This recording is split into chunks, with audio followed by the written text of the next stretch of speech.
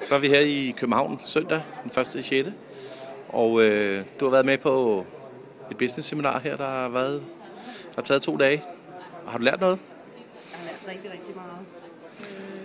Både om mig selv, om business, markedsføring. Ja. Og, ja. Så det har været rigtig givtigt at deltage i sådan et business-seminar her? Det kan jeg klart anbefale til andre. Ja. De lærer rigtig meget om sig selv og om andre, om deres business. Ja. Om markedsføring og hvorfor.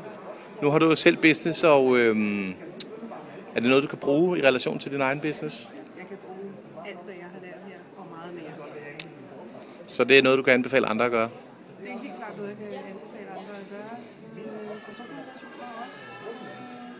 Der er mange spændende mennesker her med forskellige businessmodeller.